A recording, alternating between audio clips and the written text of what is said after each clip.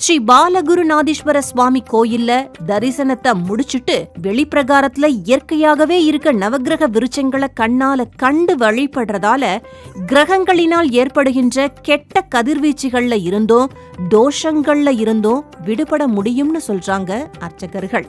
பழமையில் பழமை, புதுமையில் புதுமை என்று மாறாத விகிதனே, அடியார் புறத்தார் அனைவரிடமும் சமநீதி கொண்ட நெறியானே,